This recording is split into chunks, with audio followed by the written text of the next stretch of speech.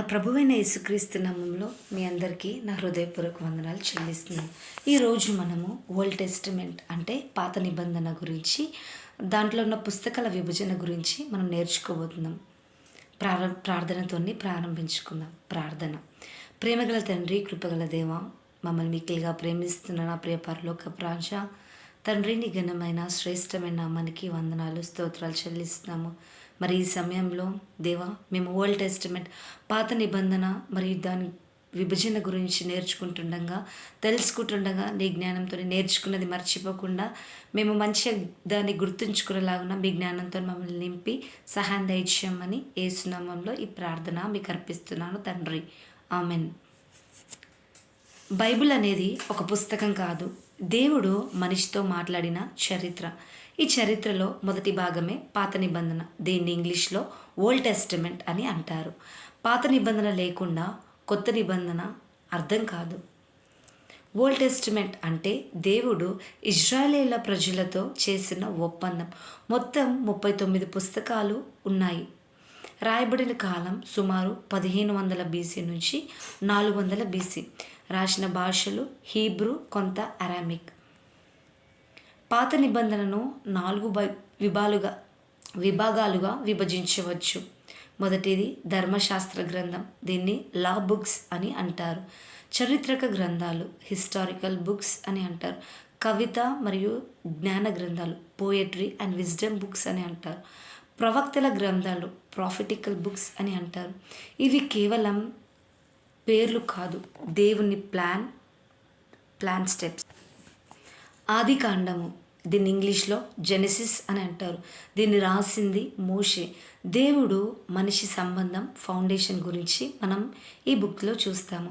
ఆది కాండము జెనెసిస్ నుంచి డ్యూటెరోనమీ ద్వితీయోపదేశ కాండం వరకు మనము లా లేదా పెంటాటుక్ ధర్మశాస్త్ర గ్రంథాలు అని అంటాం. దీని బ్యాక్గ్రౌండ్, దీని చరిత్ర ఏంటిదో మనం తెలుసుకుందాం. ఆది కాండంలో మనము సృష్టి గురించి, ఆదము హవ్వ, నోవాహు, అబ్రహాము, ఇస్సాకు, యాకోబు, యోసెఫ్ల గురించి మనం ఇక్కడ తెలుసుకుంటాం. నిర్గమకాండము, దీన్ని ఇంగ్లీష్లో ఎక్సోడస్ అని అంటారు. దీంట్లో ఇశ్రాయేలులో ఐగుప్తు బానిసత్వం నుంచి విడుదలను గురించి తెలుసుకుంటాం. లేవియా కాండము, లెవిటికస్, బలులు, పవిత్రత, యాజక విధులను గురించి తెలుసుకుంటాం. సంఖ్యాకాండము, నంబర్స్, దీంట్లో అరణ్యంలో 40 ఏళ్ళ ప్రయాణం గురించి తెలుసుకుంటాం. ద్వితీయోపదేశ కాండము, డ్యూటెరోనమీ, మోషే చివరి ఉపదేశాలు. దీన్ని రాసింది మోషే. కాలం బీసీ 1400 ప్రాంతం.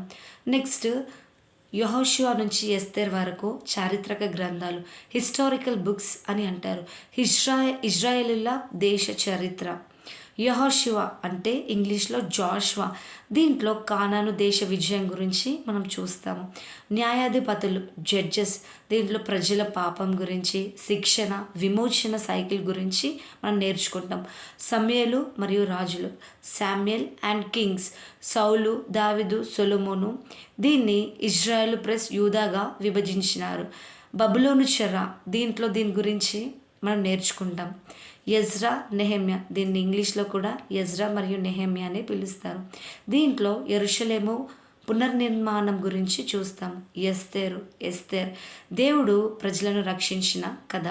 దీన్ని రాసింది సమూయేలు, ఎజ్రా, ఇతర ప్రవక్తలు. రాసిన కాలం బీసీ 1400 నుంచి 400 వరకు. ఆ తర్వాత కవిత మరియు జ్ఞాన గ్రంథాలు, పోయట్రీ అండ్ విజ్డమ్ బుక్స్. యోబు నుంచి పరమగీతముల వరకు wisdom books, poetry and wisdom books అని పిలుస్తారు. దీంట్లో మనిషి జీవితం, బాధ, జ్ఞానం, ఆరాధన గురించి మనం చూస్తాం. యోబు, దీన్ని ఇంగ్లీష్లో జోబ్ అని పిలుస్తారు. బాధలో విశ్వాసం. కీర్తనలు, సామ్స్, దీంట్లో ఆరాధన, ప్రార్థనల గురించి మనం చూస్తాము. సామెతలు అంటే ప్రావర్బ్స్, దీంట్లో జ్ఞాన జీవితం గురించి చూస్తాం. ప్రసంగి, లోక వ్యర్థత గురించి. ప్రసంగి అంటే ఎక్లిసియాస్టెస్, దీన్ని లోక వ్యర్థత గురించి మనం చూస్తాం. పరమగీతములు, దీన్ని సాంగ్ ఆఫ్ సొలొమన్ అంటారు. ప్రేమ మరియు దేవుడు మనిషి సంబంధం గురించి మనం చూస్తాం. దీన్ని రాసింది దావీదు, సొలొమోను, ఇతరులు రాశారు. నెక్స్ట్ ప్రవక్తల గ్రంథాలు, ప్రాఫిటికల్ బుక్స్. దీంట్లో పాపం, హెచ్చరిక, పశ్చాత్తాపం, ఆశ. యెషయా, ఐజాయా నుంచి డానియేల్ వరకు మనం మేజర్ ప్రాఫిట్స్ అని అంటాము. ఆ తర్వాత చిన్న ప్రవక్తలు, మైనర్ ప్రాఫిట్స్. హోషేయ నుంచి మలాకి వరకు మైనర్ ప్రాఫిట్స్ అని అంటారు. దీంట్లో పాపానికి శిక్ష, దేవుని న్యాయం, రాబోయే మెస్సయ్య యేసుక్రీస్తు గురించిన ప్రవచనాల గురించి మనం తెలుసుకుంటాం. ఇది రాసింది ఆయా ప్రవక్తలే. ఇది రాసిన కాలం 800 BC నుంచి 400 BC. దీంట్లో ఈ మొత్తం విభజనలో దేవుని సృష్టి గురించి, మనిషి పాపంలో పడిపోయిన దాని గురించి, దేవుడు ప్రజలను ఎన్నుకున్నాడు, ధర్మశాస్త్రం ఇచ్చాడు, ప్రవక్తల ద్వారా హెచ్చరించాడు, మెస్సియా రాకకు సిద్ధం చేశారు. ఇది పాత నిబంధన విభజన మరియు దాని హిస్టరీ, చరిత్ర. Thank you. ఇలాంటి వీడియోస్ మరిన్ని ఇలాంటి మంచి మంచి విషయాలు తెలుసుకోవాలనుకుంటే మన ఛానల్ని సబ్స్క్రైబ్ చేసుకోండి, కమెంట్ చేయండి. ఇలాంటి ఇంకా అనేకమైన విషయాలు తీసుకొని మేము ముందరికి వస్తాము. Thank you. అందరికీ ప్రైజ్ ది లార్డ్.